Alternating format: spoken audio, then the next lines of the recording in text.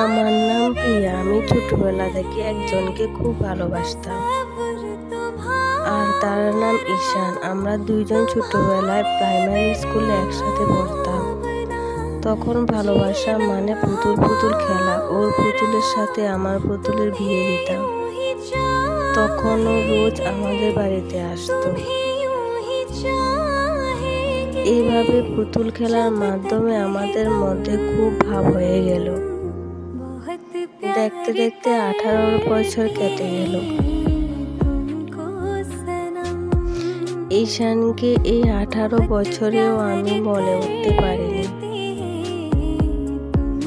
ঈশানও কোনোদিন আমাকে ওর ভালোবাসার কথা জানায়নি, শুধু চোখে চোখে দেখা। তারপর স্কুল পেরিয়ে দুজনে আলাদা কলেজে ভর্তি হলাম। ওর বাবা খুব বড় লোক, তাই ওকে নামি দামি কলেজে ভর্তি করালো। ভাবলাম আর হয়তো ঈশানের সাথে আর কখনো কথা বলা বা দেখা হবে না, তাই মনে মনে খুব কষ্ট পাচ্ছিলাম। তখন আমার এক বান্ধবী আমার মন খারাপের কারণ জানতে চাইলে তখন আমি ওকে সব বললাম। তখন আমার কাছে কোনো ফোন ছিল না, কিন্তু আমার বান্ধবীর কাছে ফোন ছিল। আমি তবুও তাকে ফোন করার সাহস পেতাম না। ওকে আর বেশি রাস্তাঘাটেও দেখা যেত না, আর ও আমাদের বাড়িতেও আসতো না। তারপর ভাবলাম ঈশান আমাকে ভালোবাসে, কিন্তু এটা আমার মনের ভুল ছিল। তারপর শুধু ভগবানের কাছে কান্না করে ওর কথাই বলেছি। এইভাবে আরো কয়টা বছর পার হয়ে যায়। তারপর একদিন শুনলাম ও চাকরি পেয়েছে। সেদিন আমি খুব খুশি হয়েছিলাম আর ঠাকুরের কাছে ওর নামে পুজো দিলাম, কিন্তু ও সেদিন আসেনি।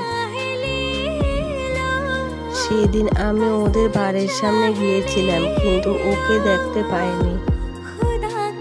আমরা গরিব থাকার জন্য বাবা আমাকে পড়াতে পারবে না, তাই আমার জন্য ছেলে দেখা শুরু করেছে। তারপর আমার বিয়েও ঠিক হয়ে যায়।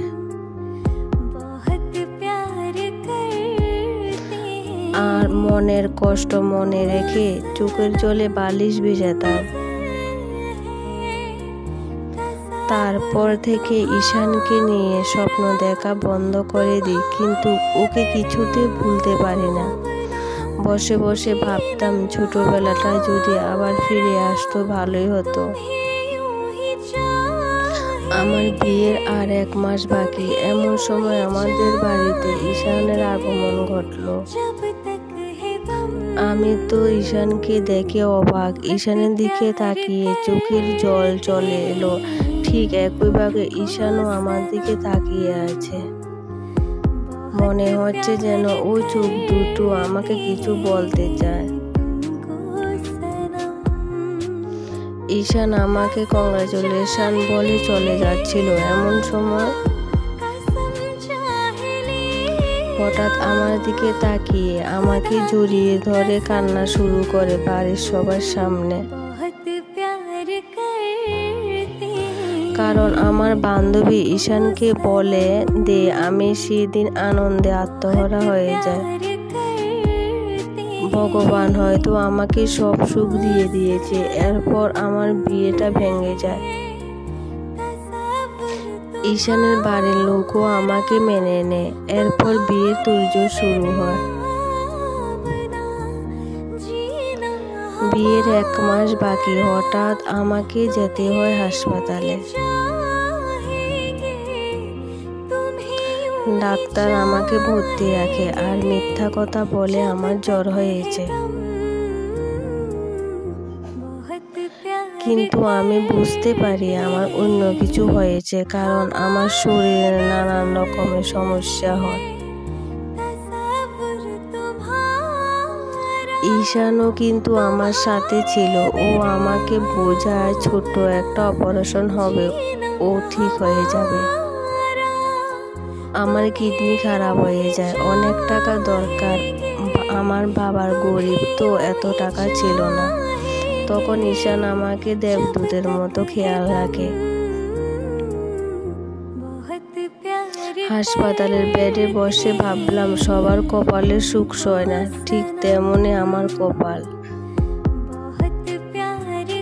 সুখের মুখ দেখার আগে হয়তো আমার চোখ বন্ধ হয়ে যাবে, কিন্তু এটাও সত্য, ঈশান আমার সাথেই ছিল। আমার অপারেশনের দিন চলে আসছিল, কিন্তু কিডনি পাওয়া যায়নি। ঈশান অপারেশনের খরচ দেয়। এরপর আমি আমার বাঁচার আশা ছেড়ে দিই। ঈশানকে বলি আমাকে বাড়িতে নিয়ে যা হওয়া সেখানে হবে। তখন ঈশান আমাকে না জানিয়ে নিজের একটা কিডনি দিতে রাজি হয়। ঈশান তার শরীরের একটা অংশ দিয়ে আমাকে বাঁচিয়ে তোলে। ঈশান তার ভালোবাসার প্রতিদান দেয়। মরণকূপের হাত থেকে রেহাই পেয়ে দুজন সুস্থ হয়ে বাড়িতে ফিরে যায়। তারপর আমাদের খুব ধুমধাম করে বিয়ে হয়। ঈশানের বাড়ির লোকজন আমাকে খুব ভালোবাসে। ঈশানের বাবা মা আমাকে নিজের মেয়ে মনে করে এবং তাদের পেয়ে আমিও খুব খুশি। বিয়ের 2 বছর পর আমাদের একটা ছেলে সন্তান হয়। ঈশান আমার পাশাপাশি আমার বাবা মাকেও দেখে রাখে। ঈশানের মতো স্বামী পেয়ে আমি খুবই লাকি। ভগবান কিন্তু সত্যি আছে, তাই আমাদের পবিত্র ভালোবাসার পূর্ণতা পেয়েছে। কেউ যদি সত্যি সত্যি ভালোবাসে, তাহলে সে ভালোবাসা একদিন না একদিন ঠিক পূর্ণতা পাবে। ধন্যবাদ।